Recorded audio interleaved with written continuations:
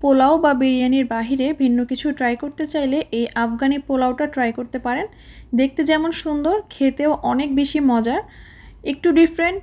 একবার হলেও এটা ট্রাই করে দেখবেন। এই আফগানি পোলাওটা খেতে অনেক ভালো লাগবে এবং বাসার সবার মন জয় করতে পারবেন।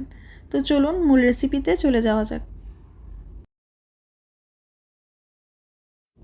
এটা তৈরি করার জন্য আমি পাতিলে নিয়ে নিলাম 1/3 কাপ পরিমাণ সয়াবিন তেল।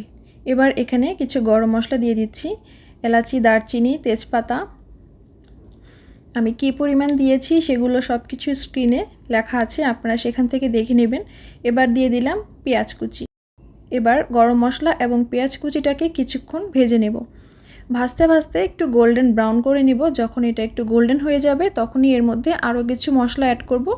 সেটা হচ্ছে একটি কালো এলাচ, গোলমরিচ এবং শাহি জিরা। এই মশলাগুলো বেশি ভাজার প্রয়োজন নেই, তাই আমি একটু শেষে অ্যাড করেছি। এগুলোও 1 মিনিটের মতো ভেজে নিব। 1 মিনিটের মতো ভেজে নিয়ে এর মধ্যে আমি দিয়ে দিচ্ছি গরুর মাংস। আমি এখানে 1 কেজির কিছুটা কম বেশি হতে পারে গরুর মাংস নিয়েছি। এখানে মাংসগুলোকে একটু বড় করে নিয়েছি এবং হাড় এবং চর্বি সহ গরুর মাংস নিয়েছি। মাংসের পিসগুলো বড় থাকলে এটা খেতে ভালো লাগে এবং দেখতেও অনেক ভালো লাগে। আপনারা চাইলে ছোট বড় করে নিতে পারেন। এবার এগুলোকে তেলে কিছুক্ষণ ভেজে নেব। কিছুক্ষণ ভেজে নেওয়ার পরে যখন এটার কালারটা এরকম চেঞ্জ হয়ে যাবে, ভিডিওতে যেমনটা দেখতে পাচ্ছেন, যখন এটার কালারটা চেঞ্জ হয়ে যাবে তখনই এর মধ্যে বাকি মশলা অ্যাড করে নেব। প্রথমেই দিয়ে দিচ্ছি স্বাদ মতো লবণ, তার মধ্যে দিয়ে দিলাম ধনিয়া গুঁড়া, এবার দিয়ে দিলাম গরম মশলার গুঁড়া, কুচি করে রাখা কাঁচামরিচ, আদা বাটা, রসুন বাটা, এই সব কিছু দিয়ে নিতে হবে। বেসিক যে মশলাগুলো, এখানে হলুদ এবং মরিচের গুঁড়া ছাড়া বাকি সব মশলাই দিয়ে দিতে হবে। হলুদ এবং মরিচের গুঁড়া দেওয়া যাবে না, তাহলে এটার কালারটা নষ্ট হয়ে যাবে, এটার যে একটা সাদাটে ভাব থাকে সেটা নষ্ট হয়ে যাবে। এবার দিয়ে দিলাম গোলমরিচের গুঁড়া। এবার সব কিছু দিয়ে একটু নেড়েচেড়ে নিচ্ছি যেন এটা পাতিলের গায়ে লেগে না যায়। এবার দিয়ে দিচ্ছি ভাজা জিরা গুঁড়া।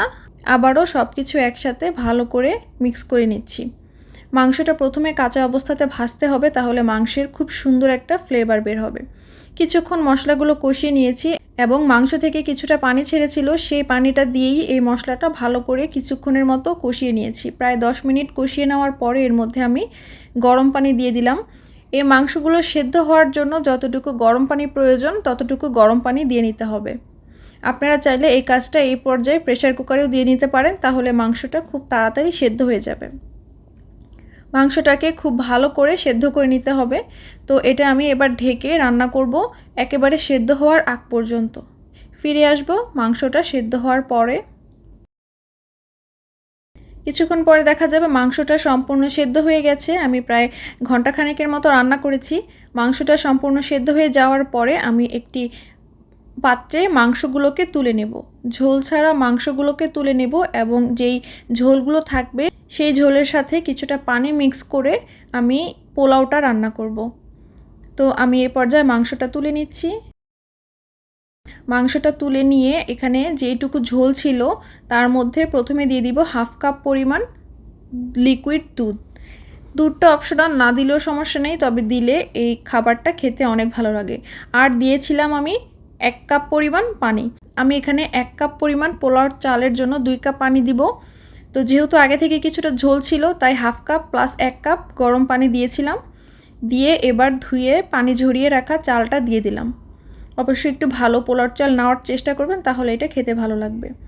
আপনারা চাইলে এটা বাসমতি চাল দিয়েও করতে পারেন। এবার কিছু কাঁচামরিচ দিয়ে দিলাম, দিয়ে এবার এটাকে দমে বসাবো। তো এটা দমে হতে হতে এখানে আরেকটা জিনিস আমি রেডি করব। আমি একটি ফ্রাইং প্যানে দিয়ে দিলাম ঘি, 1 চা চামচ ঘি দিয়ে কিছুটা গাজর কুচি দিয়ে দিব। এই রেসিপিতে গাজর কুচি দিতে হয়। গাজরটা সেদ্ধ হয়ে গেলে এর মধ্যে দিয়ে দিব কালো কিশমিশ। কালো কিশমিশ দিয়ে এগুলোকে ভেজে নিব ভালো করে। যখন কিশমিশগুলো এরকমভাবে ফুলে যাবে এবং গাজরটা সিদ্ধ হয়ে যাবে তখনই এগুলোকে নামিয়ে নিব। নামিয়ে একটা সাইডে রেখে দিব। এর মধ্যেই দেখা যাবে পোলাওটা হয়ে গেছে। এই মুহূর্তে পোলাওটা প্রায় 90% সিদ্ধ হয়েছে। এর মধ্যে এবার এটাকে আরেকটু দমে দিতে হবে, তবে দমে দেওয়ার আগে আমি যে মাংসগুলো তুলে রেখেছিলাম সেই মাংসগুলো এর মধ্যে দিয়ে এটাকে ঢেকে আরও কিছুক্ষণ দমে রাখবো। প্রায় 15 মিনিট দমে রাখার পরে এবার আমি পোলাও এবং মাংসগুলো একসাথে মিক্স করে নিচ্ছি। খুব ভালোভাবে মিক্স করতে হবে। এই পোলাওটা খেতে অনেক মজার হয়। গাজরগুলোকে ভেজে রেখেছিলাম, সেগুলো উপরে দিয়ে দিলাম, দিয়ে প্রায় 5 মিনিটের মতো এটা ঢেকে রাখবো। 5 মিনিট পরে দেখা যাবে এটা খুব সুন্দর হয়ে গেছে। এবার এটাকে একটু উল্টে দিব। উল্টে দিয়ে আমি লাস্টে আরেকটা স্টেপ কাজ করব। এই স্টেপটা অপশনাল, কিন্তু এটা যদি করেন তাহলে এটা খেতে অনেক বেশি মজার হবে। প্রথমে আগে এই মাংসগুলোর সাথে আমি গাজরটাকে একটু নেড়ে চেড়ে দিচ্ছি। পোলাওটা পারফেক্টভাবে হয়ে গেছে এবং সবগুলো চালও ফুটে গেছে। এবার ছোট্ট এক পিস কয়লা আমি প্রথমে আগুনে ভালোভাবে পুড়িয়ে নেব। তারপরে যে পোলাওটা আছে তার উপর একটি বাটি বা পিরিচ রেখে সেই কয়লাটা দিয়ে দিব। একদম গরম কয়লা এটা, এর উপরে ঘি বা তেল একটু দিয়ে দিব, তাতে দেখা যাবে অনেক ধোঁয়া উঠবে। সাথে সাথে এটাকে ঢাকনা দিয়ে দিতে হবে এবং যে ধোঁয়াটা আছে সেই ধোঁয়াটা এই পোলাওয়ের গায়ে লেগে যাবে। প্রায় 5 মিনিট ঢেকে রাখার পরে তুলে নিচ্ছি। 5 মিনিট ধোঁয়াটা দিলেই হবে, এর বেশি সময় রাখার কোনোই প্রয়োজন নেই। ব্যাস, এবার এটা তৈরি হয়ে গেছে। এই ধোঁয়াটা দেওয়ার কারণে এই পোলাও থেকে অনেক সুন্দর একটা ঘ্রাণ বের হবে। অবশ্যই আপনারা এই কাজটা করার ট্রাই করবেন, অল্প একটু কয়লা হলেই হবে।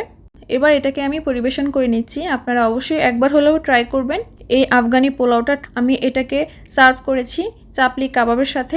চ্যানেলে দেওয়া আছে এবং পেজেও দেওয়া আছে, আপনারা চাইলে সেখান থেকে দেখে নিতে পারেন।